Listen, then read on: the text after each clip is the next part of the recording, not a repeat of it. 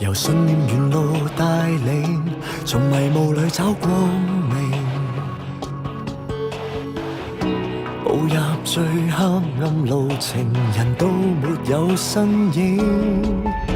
尋遍現場沒見證，全憑直覺做反應。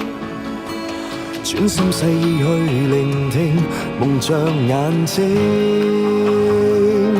凡人用雙眼如何望見心眼無從受騙，真相困於光源背面。害怕一串掛念成為弱點，才伸手去剪。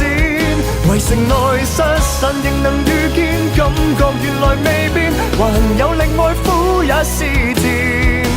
別怕有些眼淚模糊視線，情懷原是當天，塵埃未現。